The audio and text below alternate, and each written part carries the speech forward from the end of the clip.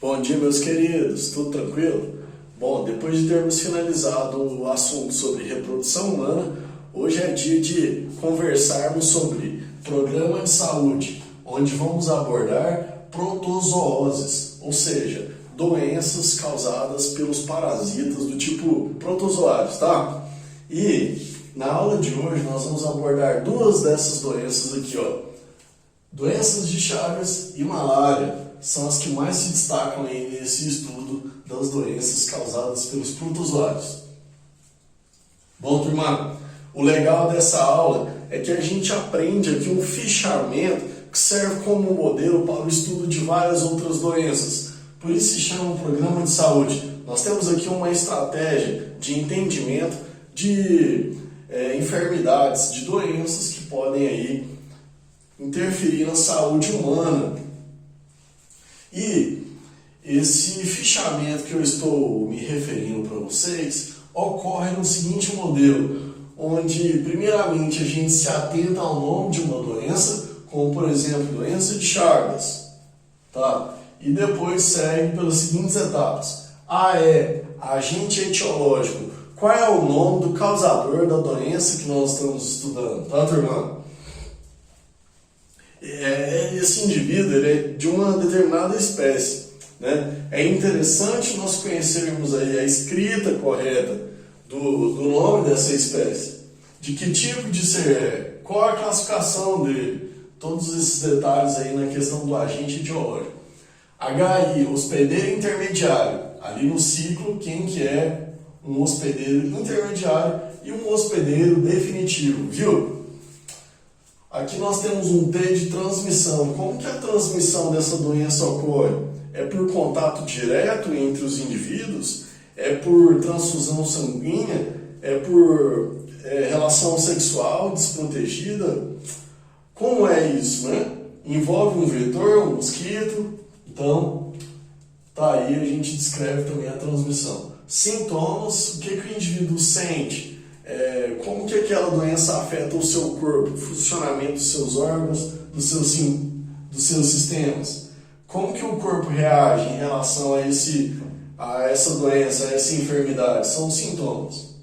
Tratamento, qual é a forma de tratamento específico, viu? Essa enfermidade, essa doença tem cura?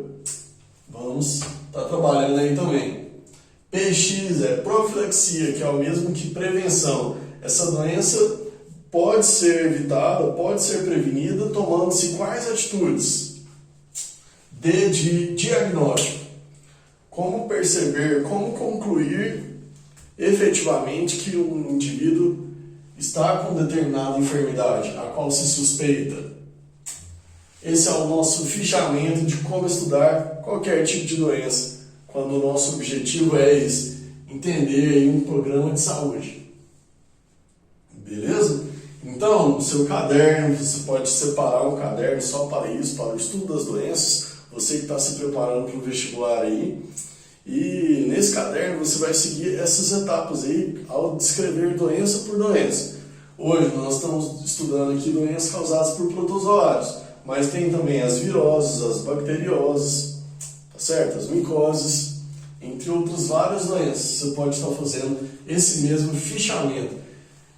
Então vamos lá, turma. Essas aqui são as mais populares quando se fala desse tipo de doenças, protozooses. A doença de Chagas, ela tem como agente etiológico, ou seja, quem é o seu causador? Um protozoário flagelado, essa é a sua estrutura de locomoção, por flagelos. O nome da espécie é Trypanosoma cruzi. Bom, seu nome científico. O hospedeiro intermediário é um inseto percevejo. O nome científico dele é Triatom infestans e ele é conhecido popularmente, muito conhecido como barbeiro. O hospedeiro definitivo é o homem. Como ocorre a transmissão da doença de Chagas? Levantei para vocês aqui 3 formas. A mais comum, pelas fezes do barbeiro, que é esse percevejo aí, quando elas estão contaminadas pelo protozoário, o Trypanosoma cruzi. Viu? Então, se o barbeiro estiver contaminado com o protozoário, ao entrar em contato com o ser humano, ele fere a sua pele E, ao mesmo momento, devido a ele ter um intestino curto, esse barbeiro, ele já defeca em cima ali da ferida. E acaba que as fezes misturadas com protozoários vão contaminar a corrente sanguínea humana. Essa é a forma mais comum. Outras formas de transmissão de doença de Chagas, em relação à mãe para o filho, né? Uma via materna fetal, placentária. Ou então, quando o bebê nasce, a amamentação também poderá ser responsável pela transmissão. E até mesmo aí transfusões sanguíneas pode ocorrer. Sintomas: febre e inchaço de órgãos como coração, esôfago e intestino. Tratamento: medicamentos paliativos. O que significa isso? São medicamentos que trazem uma melhora para a saúde do indivíduo, mas não uma cura definitiva. Doença de Chagas não possui cura. Então, o tratamento consiste em aliviar os sintomas causados. Profilaxia: cuidado com os doentes, pois uma vez que se elimina protozoários da corrente sanguínea, acaba contribuindo também para uma redução de pessoas que podem se contaminar. Então, é válida essa forma de prevenção. Evitar casas de pau a pique, que é um local onde o percevejo gosta de habitar, de ficar ali, tá? É mais preferível casas de alvenaria, casas de cimento, do que de pau a pique. E telas em portas e janelas para evitar também o contato com o percevejo, o barbeiro, como é popularmente conhecido. Mas é claro que para transmitir esse barbeiro ele tem que estar o quê? Contaminado pelo protozoário, né? Diagnóstico para doença de Chagas. Os sintomas, quando o médico perceber os sintomas, poderá ser um diagnóstico e poderá ser concluído com maior precisão através de um hemograma, de um exame específico aí.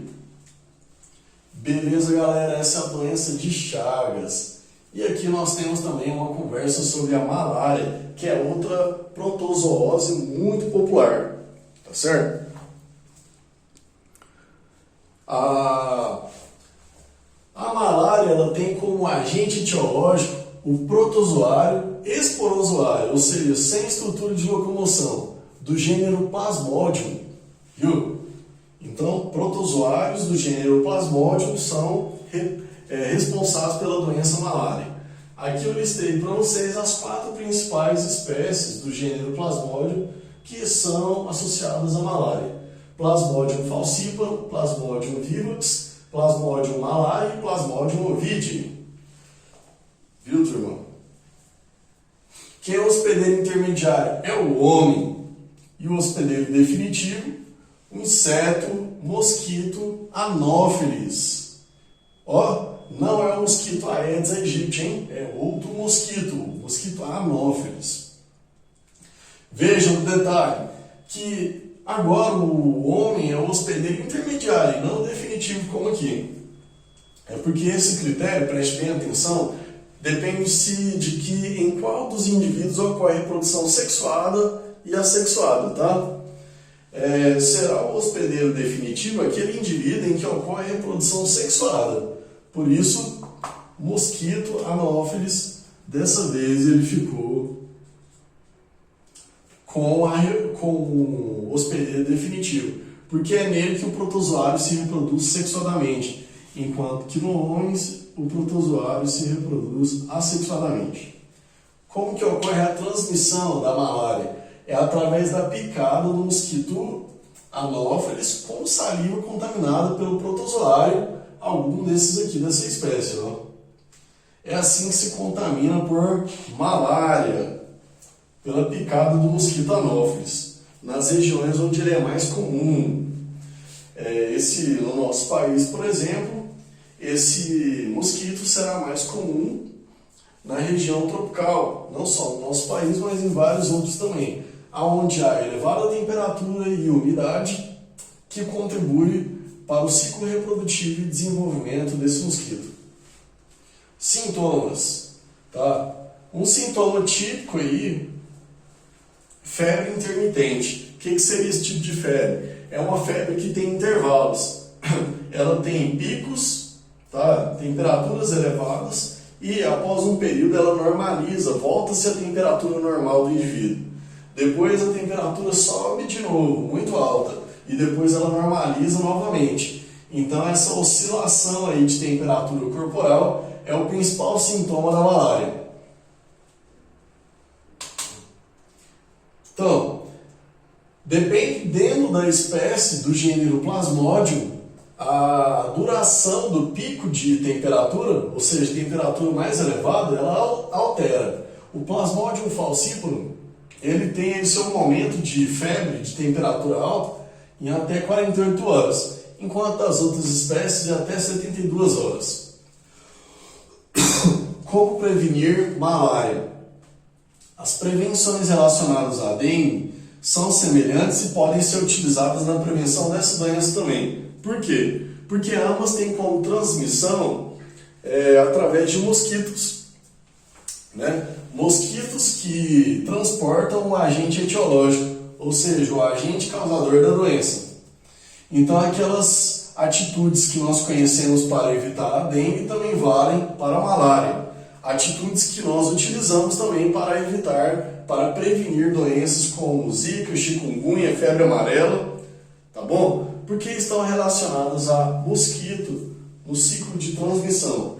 Como que, por exemplo, evitar deixar água parada em recipientes onde as larvas podem desenvolver, certo?